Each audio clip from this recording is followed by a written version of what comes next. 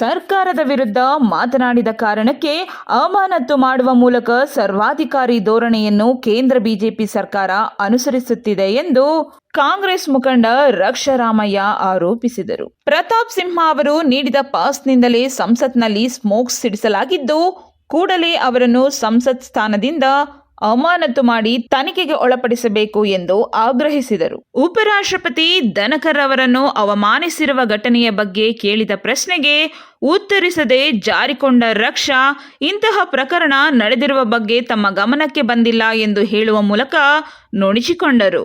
ಮುಂದಿನ ಲೋಕಸಭಾ ಚುನಾವಣೆಯಲ್ಲಿ INDA ಮೈತ್ರಿಕೂಟಕ್ಕೆ ಸ್ಪಷ್ಟ ಬಹುಮತ ದೊರೆಯಲಿದ್ದು, ಕೇಂದ್ರದಲ್ಲಿ ಅಧಿಕಾರ ಹಿಡಿಯುವ ವಿಶ್ವಾಸ ವ್ಯಕ್ತಪಡಿಸಿದ ಅವರು, ಕೇಂದ್ರ ಸರ್ಕಾರ ಜನವಿರೋಧಿ ಬಿಲ್ಗಳನ್ನು ಪಾಸ್ ಮಾಡಲು ವಿರೋಧ ಪಕ್ಷ ಸಂಸದರನ್ನು ವಿನಾಕಾರಣ ಅಮಾನತು ಮಾಡಿ ಹೊರಕಳಿಸಿದೆ.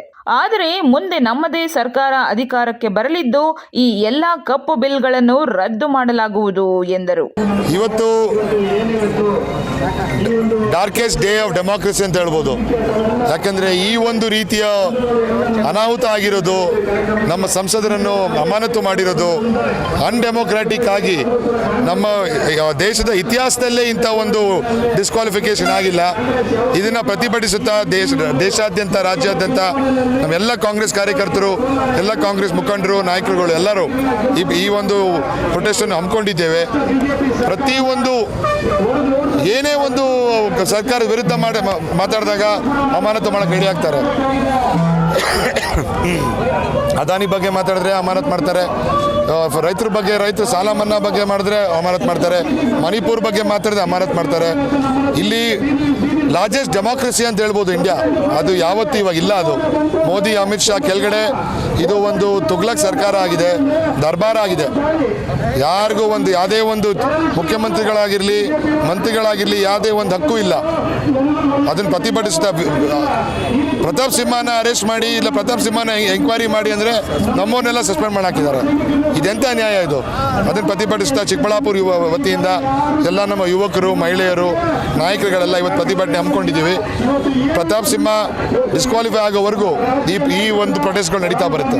ಕಾಂಗ್ರೆಸ್ ಜಿಲ್ಲಾಧ್ಯಕ್ಷ KN ಕೇಶವರೆಡ್ಡಿ ಮಾತನಾಡಿ, ಕೇಂದ್ರದ ಬಿಜೆಪಿ ಸರ್ಕಾರ ಜನವಿರೋಧಿ ನೀತಿ ಅನುಸರಿಸುತ್ತಿದ್ದು, ಸಂಸದ ಪ್ರತಾಪ್ ಸಿಂಹ ಅವರನ್ನು ಕೂಡಲೇ ಅಮಾನತು ಮಾಡಿ ತನಿಖೆಗೆ ಒಳಪಡಿಸಬೇಕು ಎಂದು ಆಗ್ರಹಿಸಿದರು.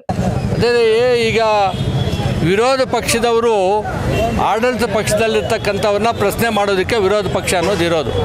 ಇವತ್ತು ನರೇಂದ್ರ ಮೋದಿ ಮತ್ತು ಅಮಿತ್ ಶಾ ಅವರು ವಿರೋಧ ಪಕ್ಷದ ಹಕ್ಕನ್ನೇ, ಅವರು ಮಾತಾಡೋ ಒಂದು ಹಕ್ಕನ್ನೇ ಮೊಟಕುಗೊಳಿಸಿ ಸಂಸತ್ನಿಂದ ಅಮಾನತು ಮಾಡಿರ್ತಕ್ಕಂಥದ್ದು ಎಷ್ಟು ಸರಿ ಅಂತ ಇವತ್ತು ಜನರು ಚರ್ಚೆ ಮಾಡೋದಕ್ಕೆ ಇವತ್ತು ಪ್ರತಿಭಟನೆ ಮಾಡ್ತಾಯಿದ್ದೀವಿ.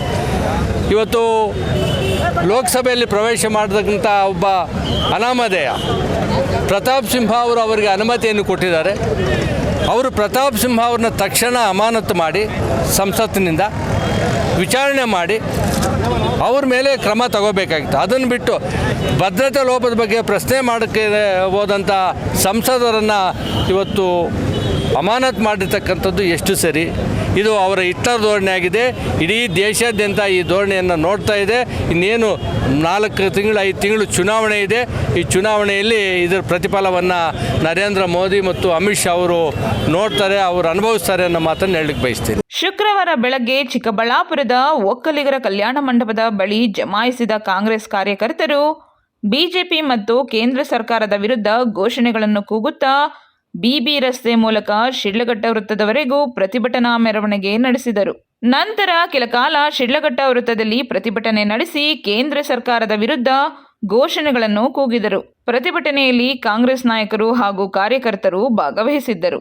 Jangalahalli Ashwath, CTV news, Chikkaballapur.